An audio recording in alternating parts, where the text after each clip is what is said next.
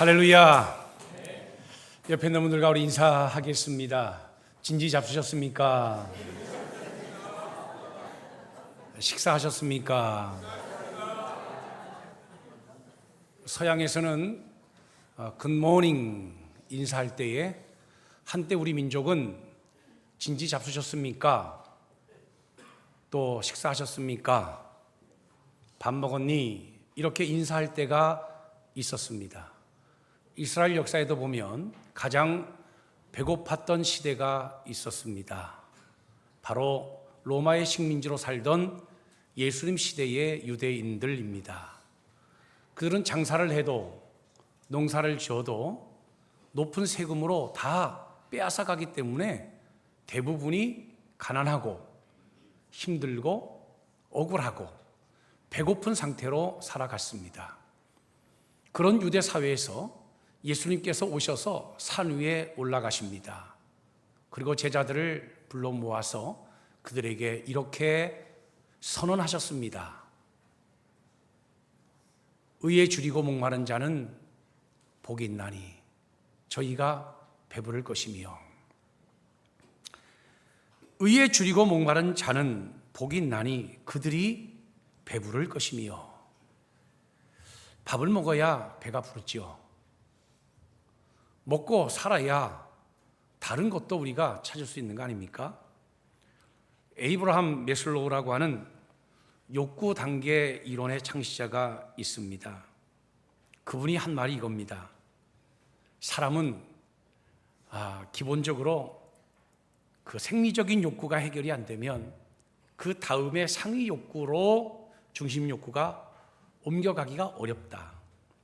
생리적 욕구, 생존의 욕구, 이게 먼저 해결이 돼야 그 다음에 안전의 욕구가 생기고, 안전의 욕구가 어느 정도 충족이 돼야 사회적인 욕구, 사회활동도 의미가 있고 하고 싶은 것이고 사회에도 관심을 갖게 된다. 그리고 그것이 충분한 욕구 해소가 어느 정도 돼야 중심 욕구가 자기 존중, 존경의 욕구로 이동할 수가 있다. 그리고 끝에는 자아실현의 욕구인데, 그것도 먹고 살만한 사람들이 뭐 자기 존중감을 갖고 자기 실현의 꿈을 갖고 살아가는 거지, 당장 먹고 살기 바쁜 사람들이 이게 먹고 사는 게 해결이 돼야 그 다음에 사회적인 활동도, 친구를 만나는 것도, 뭐 존경을 받는 것도, 또 직분을 얻는 것도, 그리고 종교 생활도 의미가 있지. 먹고 사는데 힘들고 바쁜데 무슨 다른 욕구가 있겠느냐. 이것이 바로 에이브라함 메슬로우의 욕구 단계에 대한 이론 핵심입니다. 예수님께서는 그 당시 세대에 와서 제자들을 향하여 이렇게 외치신 것이죠. 의에 줄이고 목마른 자는 복이 있다. 여러분, 그 시대에 예수님이 왜 이 말씀을 하셨겠어요? 그렇게 육적으로 배고픈 시대에 주님이 이 말씀을 하신 이유는 이것입니다. 먹고 살기 바쁜 그 시대에 유대인들은 먹고 사는 문제에 있어서는 대단히 배고파했습니다. 경제적인 부분에 있어서는 대단하게 배고파했습니다. 줄이고 목말라 했습니다. 어떻게 하면 잘 살을까? 어떻게 하면 부유할까? 심지어 성경에 세리장 누굽니까? 삭개오 같은 사람은 먹고 사는 문제 때문에 종교도 버리고 신앙도 버리고 심지어 민족도 버린 사람 아닙니까? 먹고 사는 문제 때문에, 먹고 사는 문제가 우선이라고 생각해서 모든 것을 다 보류하거나 버리거나 끊어버리거나 거리감을 두거나, 그리고 먹고 사는데 치중했던 사람이 바로 삭개오였습니다. 당시 유대 사회에서 먹고 사는 문제는 대단히 중요한 문제였습니다. 가난의 해결과 극복의 문제는 대단히 중요한 문제였습니다. 그러나 우리 주님은 그런 배고픈 세대를 향하여 이렇게 말씀하셨습니다. 의에 줄이고 목마른 자가 복이 있다. 왜요? 왜 주님이 그렇게 말씀하신 겁니까? 당시 유대 사회가 육신적인 배고픔에는 그렇게 갈급해 하면서도 정작 하나님의 나라 선민, 하나님의 나라 백성으로 자청하며 살아가면서도 하나님의 나라 의에 대해서는 전혀 관심도 배고픔도 줄임도 갈증도 느끼지 못했기 때문입니다. 오늘날 우리의 시대가 그렇습니다. 경제적으로 많이 힘겹고 어렵습니다. 국가는 잘 살고 있는지 모르지만 우리 한 국민은 매우 힘들고 어려운 경제 생활 속에 놓여져 있습니다. 이런 세대를 향하여 우리 주님이 의에 줄이고 목마른 자가 복이 있다라고 말씀하신다면 여러분들의 귀에는 그 말씀이 어떻게 들리십니까? 그럼에도 불구하고 우리 주님은 명확하고 분명하게 가장 가난했던 이스라엘 역사 한가운데서 이렇게 외치셨습니다. 의에 줄이고 목마른 자가 복이 있다. 이 말씀에 아멘할 수 있는 저와 여러분들이 되시기를 예수 이름으로 축원합니다. 그렇다면 의라고 하는 것이 무엇인지 우리가 좀 이해할 필요가 있습니다. 경제적으로 의라고 하는 것이 무엇입니까? 공정한 상거래와 분배입니다. 정당한 가격과 분배, 이것이 경제적인 의입니다. 경제적으로 바른 것입니다. 정치적으로는 올바른 재판이 이루어지는 것, 이것이 모든 공정과 의의 기초이고 기본입니다. 오늘 예수님께서 말씀하신 의라고 하는 말은 디카이 오시네라고 하는 헬라어인데 이것은 하나님께 받아들여지는 상태의 하나님과의 온전한 관계의 의미로서 사용되고 있습니다. 이런 관계 회복을 위해서 하나님께 받아들여질 만한 관계를 위해서 하나님의 뜻을 궁금해하고 또 하나님의 뜻을 인정하고 추구하며 하나님의 나라와 의를 추구하고 사모하고 또 하나님의 나라에 어울리는 삶을 위해서 몸부림치는 이것이 예수님께서 말씀하신 의의 개념입니다. 이런 의를 사모하기 위해서 우리는 하나님의 뜻인 하나님 말씀을 사모하게 되고 하나님의 말씀과 부합해서 살아가기 위해서 늘 기도하며 그 하나님의 뜻 가운데 살아가기 위해서 날마다 몸부림을 칩니다. 이것이 바로 행복한 삶이라는 겁니다. 마태복음 5장에서 말하는 행복이라고 하는 것은 이 세상에서는 우리 경험해 볼 수 없는 천상에서나 하나님의 나라에서나 하늘나라에서나 경험할 수 있는 행복의 극치를 의미합니다. 이 세상이 주는 정도의 평안, 이 세상이 주는 정도의 쾌감이 아닙니다. 우리가 이 세상을 살다 보면 짜릿한 부분들이 여러 부분들이 있을 수 있어요. 술을 잘 마셔보면요 짜릿한 부분이 있습니다. 안 마셔봐서 모르시지. 마셔보세요. 짜릿한 부분이 있습니다. 바람을 펴도요 짜릿한 부분이 있습니다. 연애를 해도요 짜릿한 부분이 있습니다. 쫄깃쫄깃하지요? 들킬까 봐. 마약을 해도요 짜릿한 부분이 있습니다. 낚시를 해도 짜릿한 부분이 있습니다. 여러분, 이 세상에 우리에게 쾌감을 주고 짜릿함을 주는 것은 한두 가지가 아닙니다. 그런데 마태복음 5장에서 말하는 행복이라고 하는 것은 그런 것하고는 견줄 수도 없는, 비교할 수도 없는 아주 근원적이고 본질적인 행복, 우리가 그 행복을 경험하게 되면 모든 것을 다 배설물로 버릴 만큼의 놀라운 행복, 이 행복이 있다는 거예요. 누구에게 그 행복을 주는가? 의에 줄이고 목마른 자들에게 그 복, 그 행복을 주신다는 겁니다. 할렐루야, 할렐루야. 의에 줄인 자들이라고 하는 말의 의미는 그런 행복을 위해서 하나님과의 올바른 관계, 하나님이 우리를 옳다 받아들여 주시도록 노력하고 갈망하고 훈련하고 도전하고 애쓰는 사람을 의미하는 것이지요. 감사한 것은 의로운 자들에게 복이 있다 이렇게 말씀하지 아니하시고 의에 줄이고 목마른 자들에게 복이 있다 이렇게 말씀하셨다는 점이에요. 여러분, 우리가 의인입니까? 우리가 의로워요? 우리가 객관적으로 볼 때는 의롭지 않지요. 그러나 예수 그리스도의 피값으로 우리가 의롭다 인정함을 받은 것이지요.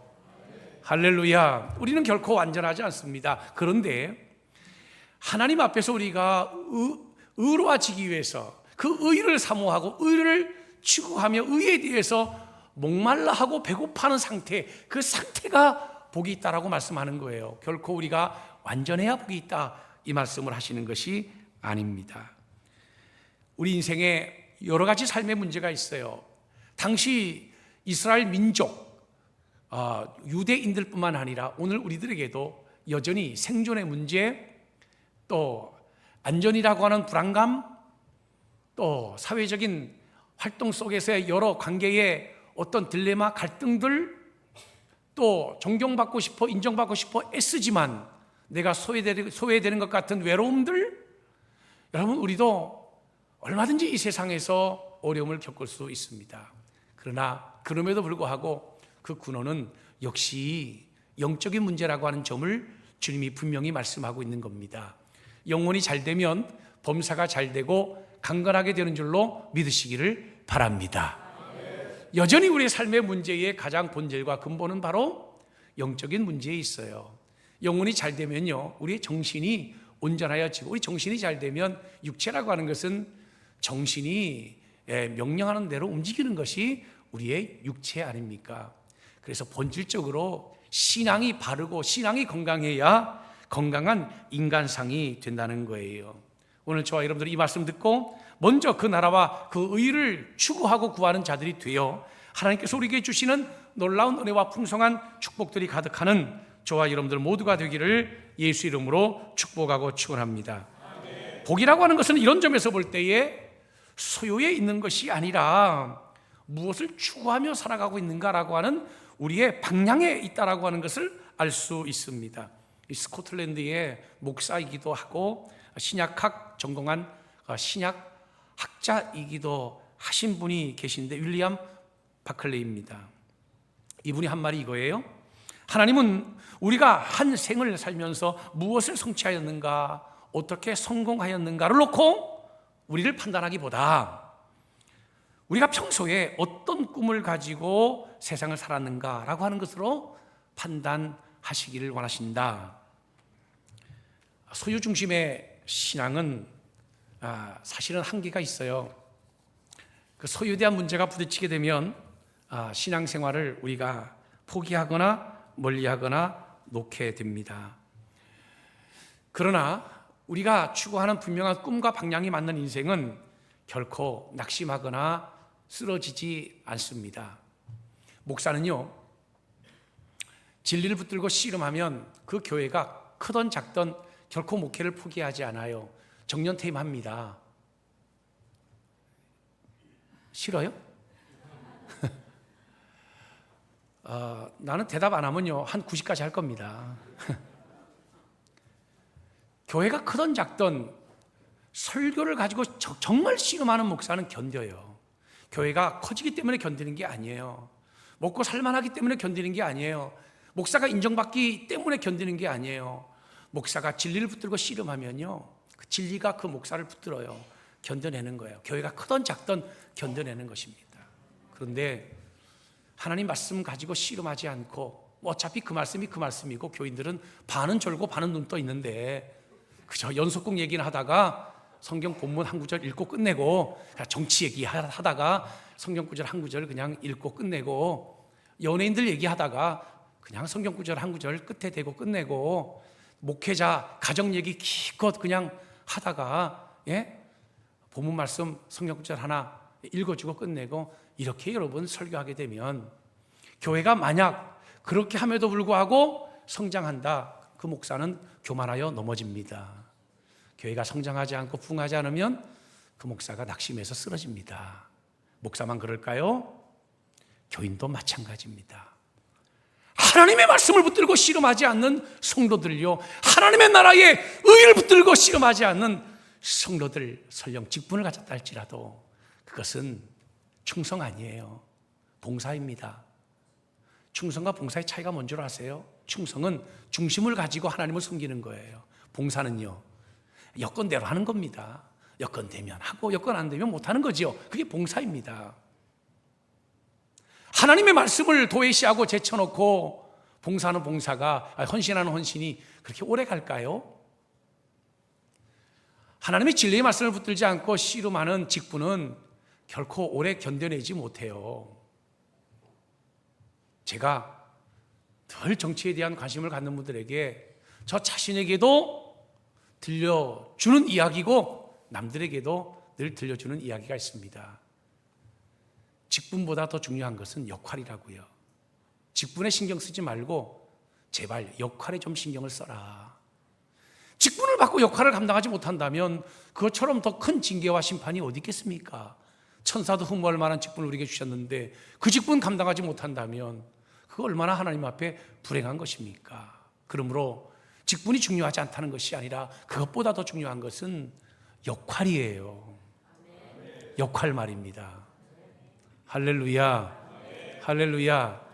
세상 것이 소중하지 않은 것은 아니에요. 그런데 하늘에서 우리를 위해서 준비하고 있는 그 행복의 극치, 하나님의 나라에서 우리에게 주시는 그 행복에 비하면 이 세상의 영광이라고 하는 거, 이 세상 것이라고 하는 것은 분토마토 못한 거예요. 배설물만도 못한 거예요. 그것이 가치가 없다라고 하는 말이 아니라 하늘에서 우리를 위해서 준비해 놓으신 그 신앙의 행복, 믿음 안에 주신 행복은 이 세상 것하고는 비교가 될 수 없다는 거예요. 그래서 사도 바울이 그리스도를 알고 그리스도의 십자가의 은혜를 경험한 후에 나는 그리스도를 아는 것에 비하면 이 세상 것들은 다 배설물처럼 여긴다, 이렇게 고백한 이유가 거기 있는 것이에요. 세상이 소중하지 않습니까? 저는 그렇게 생각하지 않아요. 세상의 명예도 소중합니다. 왜? 명예가 있는 사람이 영향력을 끼치고 바른 일을 할 수가 있어요. 왜 세상의 명예가 중요하지 않습니까? 세상의 돈이 중요하지 않습니까? 여러분, 세상의 돈이 왜 중요하지 않습니까? 그 돈은 우리의 생존의 문제입니다. 돈이 있어야 가정도 지키고요, 자녀도 양육할 수 있습니다. 돈이 있어야 가정의 달, 아내가 남편에게 반지 사줄 수 있잖아요. 돈이 왜 안 중요합니까? 중요하지요. 건강이 왜 안 중요합니까? 건강해야 그 건강으로 하나님의 나라를 위해서 헌신도 하고 일도 하지요. 그런데 그것이 중요하지 않다는 것이 아니라 그것이 그렇게 중요하다면 하나님께서 우리에게 주시기를 원하는 그 하늘의 행복, 천상에서나 맛볼 수 있는 그 놀라운 영적인 행복의 극치, 그것에 비하면 이 세상 것은 다 헛된 것이라는 거예요. 아무것도 아니라는 것이에요. 하늘의 것을 강조하기 위해서 이 세상 것이 아무것도 아니라는 것이에요. 잠언서 1장에 보면 전도자가 솔로몬이지요, 이렇게 고백을 했습니다. 헛되고 헛되며 헛되고 헛되니 모든 것이 헛되도다. 할렐루야. 옛날에 예수 안 믿던 우리 동네 어른들이 돌아가시면 상여를 만들어서 메고 앞에 상두에 쓴 분이 뭐라 그래요? 상두라 그래요? 앞에 상여를 끌고 가시는 분이 이렇게 노래를 불렀는데, 내가 그 노래를 지금 생각해 보면 모두 다 헛소리입니다. 이제 가면 언제 오나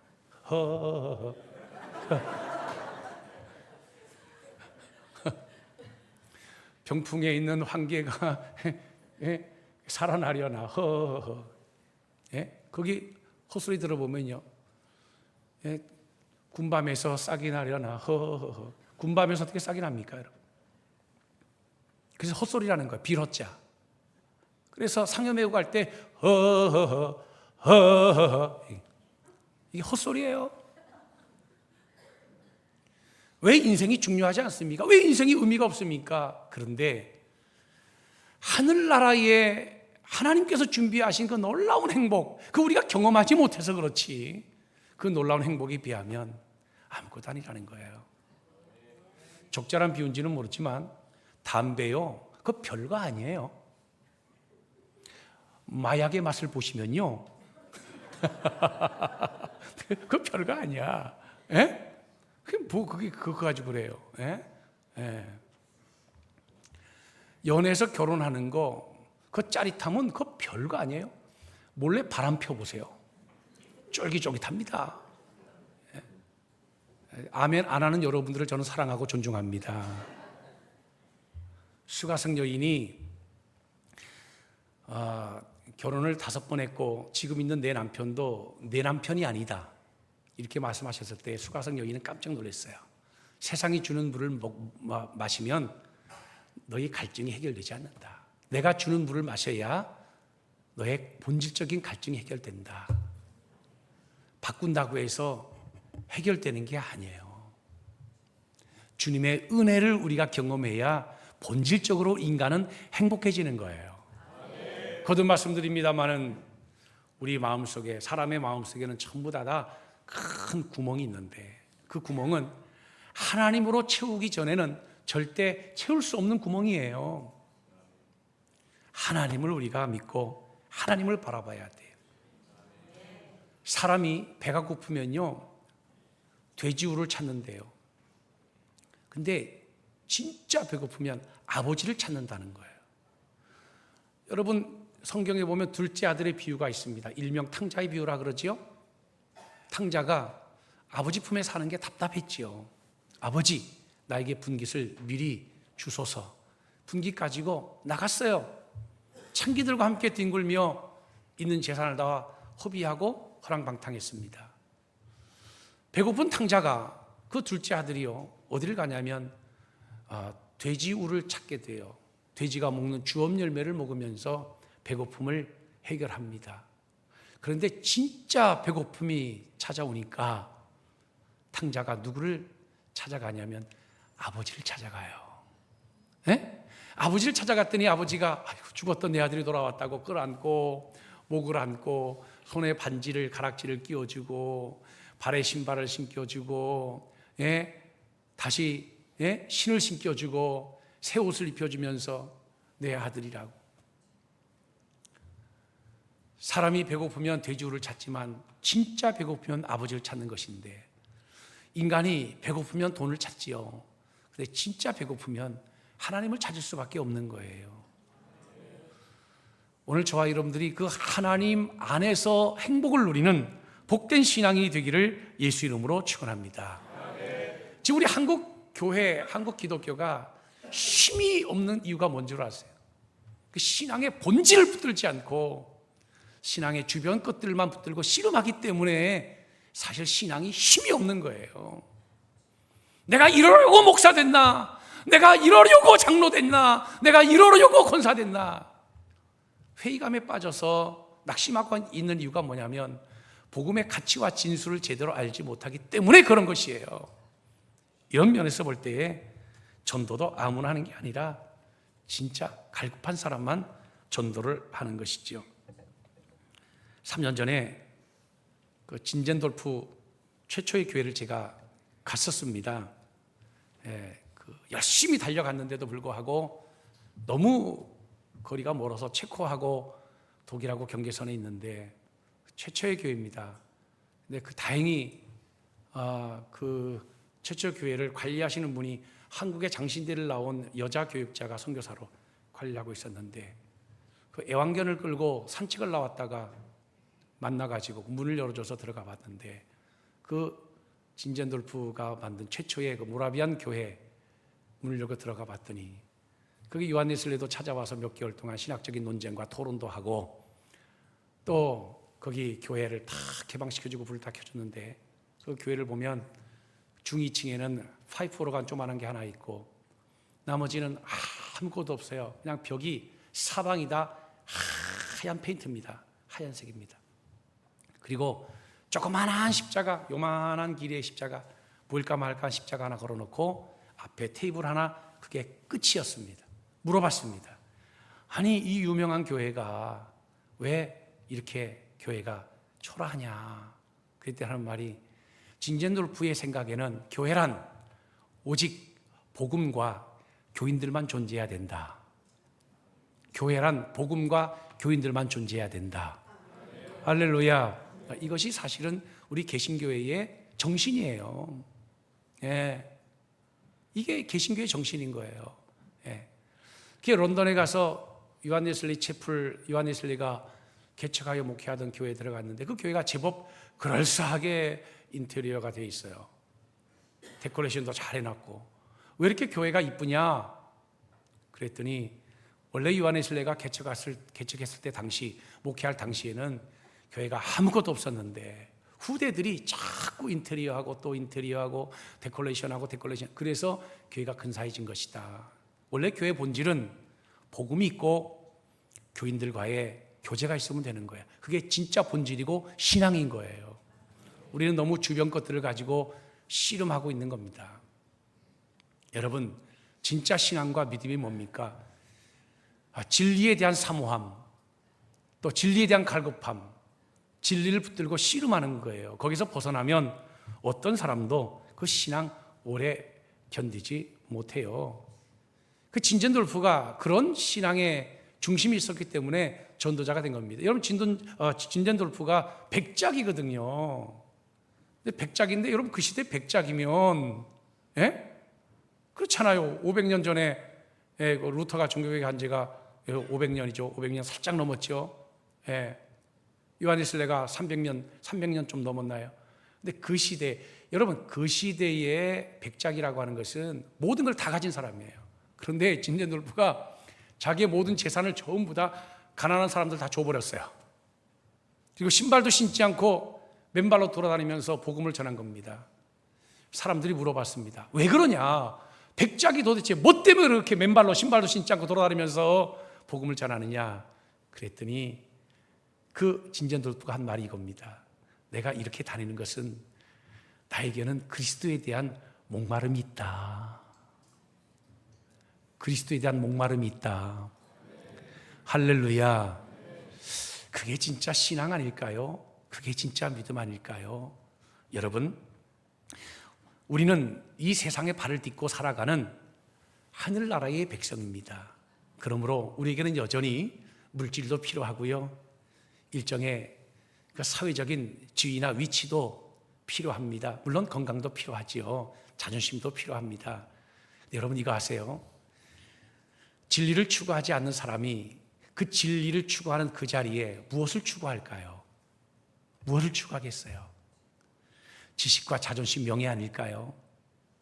그거 가지고 신앙생활 될까요? 맞선 붙들고 씨름하지 않는 신앙은 진짜 신앙일 수가 없는 이유가 바로 거기 있는 것이에요. 이 세상에 여전히 우리가 필요한 것들이 많지만 진리에 목말라 하는 진짜 성도가 되어 종교인으로 살지 말고 신앙인으로 살아가는 우리 모두가 되기를 예수 이름으로 축원합니다.